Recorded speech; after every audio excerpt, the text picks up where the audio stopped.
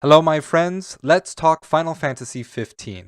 When I set out to evaluate the philosophy of Final Fantasy XV, I originally thought the message was so straightforward that there was no need to analyze it. 15 is a story about a magic prince reclaiming his birthright from an evil usurper. And while evil ghosts, gods, and demon science act as story dressing, they didn't add much to commentate on the ideas of monarchy or what it would mean in a modern Americana setting. The role of the summons, the demons, and the demon robots were just cool for the sake of cool, and there's nothing wrong with that. But then I realized something on my second playthrough. See, Final Fantasy XV is mired in dualities. Originally, it was meant to be a dark counterpart to Final Fantasy XIII, as 13 verses. It later changed into what we know now as this Square Enix love letter to fans, which embraced its roots with a feudal-style fantasy in a modern technological setting. Even its gameplay was oddly divided in this open-world RPG that makes up the most enjoyable gameplay, and the lion's share of playtime, and the hyperlinear main quest narrative, which is more to the form of other Final Fantasies. Yes, I'm aware that calling Final Fantasies other than 13 linear is a bold statement, but that is a discussion for an upcoming video, so be on the lookout for that. Final Fantasy XV's main story is remarkably linear and short, to the point that your average player, depending on skill level and focus, can beat the game in about 6 hours. To compare, a story run of Final Fantasy XIII takes about 19 hours according to howlongtobeat.com, and my personal log time in 15 is 125 hours. On my second playthrough, I only did the main quest in order to get this footage. I realized that more than just being two distinct aspects of the game, the open world game and the linear main quest have two distinct narratives, both of which tackle and criticize the social ethical philosophy called Noblesse Oblige. Noblesse Oblige is a couple fancy French words that literally mean the obligation of the nobles, and it's the idea that wealth, privilege, and power are inherited by a small number of people at birth as a matter of luck. Nobility is created as a result of human social dynamics creating these hierarchies naturally. So, in order to actually earn and merit their status as privileged nobles, such people must dedicate a large portion of their lives and wealth supporting the poor and disenfranchised. Now, to us common folk, this idea sounds pretty good. Us commoners see how rich people are usually rich only because they came from money. The old adage, "you need money to make money," rings very true.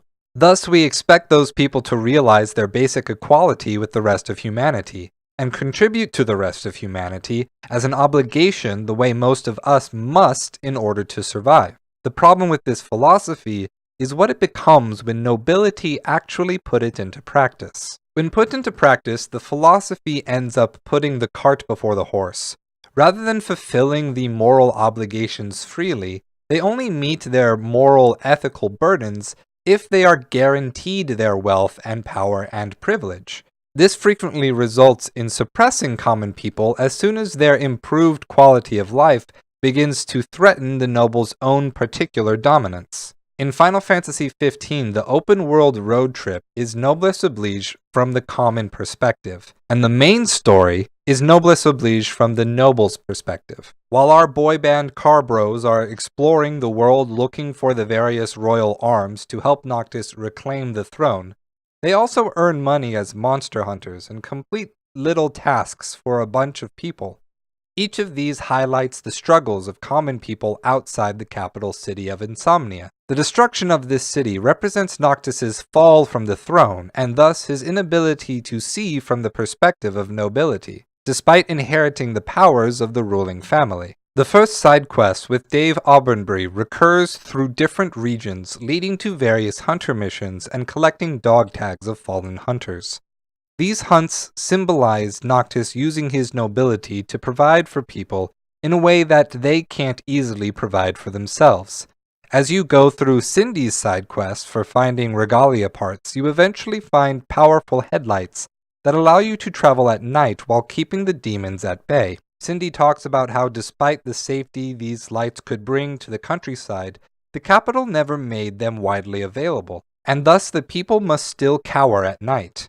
Noctis and friends promise to right that wrong once he ascends the throne again. Dino Garans sends the crew on expeditions to find more gems that would allow him to start a jewelry business, but it is gradually revealed that these stones have the ability to strengthen people after it is forged. Dino ultimately wants to make accessories widely available to help improve the people's lives and protect them from the demons. Each of these quests are about spending what you have to alleviate the suffering of society, and Noctis' obligation to sacrifice in order to contribute to this. Even Lady Lunafreya, as the Oracle, fulfills the same purpose of nobility. In her few cutscenes and radio broadcasts, she is seen as a traveling healer that stops people from dying, to the mysterious illness which turns out to be teleporting and transforming humans into more demons. For the main quest, however, it is all about Noctis taking power back from the Emperor of Niflheim, as well as Ardyn Lucis Calam. Ardyn was once a king of Lucis, who absorbed these demon bacteria into his body to heal people. He was rejected by the gods from being the true king, and thus chose to become a source of the demon-creating disease in order to oppress the world until it was in a state of darkness that would allow Ardyn to reclaim his nobility. The main quest is constantly filled with characters like Kor, Gladiolus, and Luna saying that Noctis must claim his right and rule. But without the open-world gameplay and the side quests, Noctis does nothing to earn the title. He makes no real promises to help the people. Noctis' actions perfectly mirror Ardyn's. Being exiled and unable to return to Insomnia as king, Noctis seeks power to crush those who took that from him. The only difference between Ardyn and Noctis is that Noct wants to destroy other nobles, and Ardyn wants to destroy everyone. But this includes the gods, and Ardyn can only do this if Noctis gains each astral's power and becomes the true king himself. Ardyn kills Noctis, all the people who rejected him are gone, the astrals are dead because they died inside Noctis' body, revenge complete. No one is left to reject Ardyn's rule.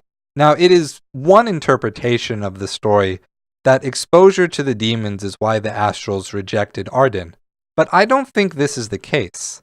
Bahamut describes Ardyn as impure in body and soul, and when Noctis meets Bahamut, he receives, quote, the revelation of Bahamut, and that, quote, the king will gain the power to fulfill his calling.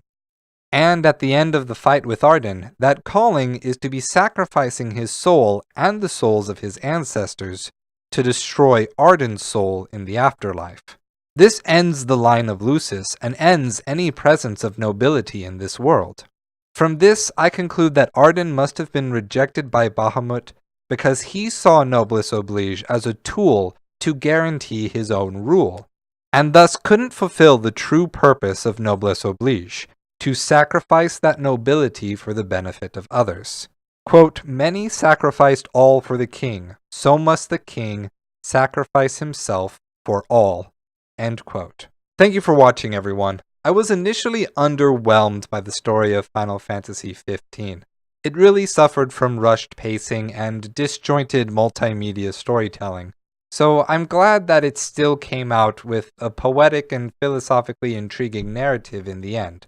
This was written before the new improvements to the final chapter of Final Fantasy XV, and to be honest, I'm probably not going to go back to actually see that, but I think there's something to be said about evaluating a game's narrative based on its original release.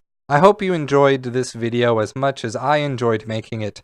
If you'd like to see more, be sure to subscribe to the channel and tell your friends as well. New analyses of games and animations come out every Saturday, so tell your friends and consider supporting me on Patreon. I hope to see you next week, and as always, stay true.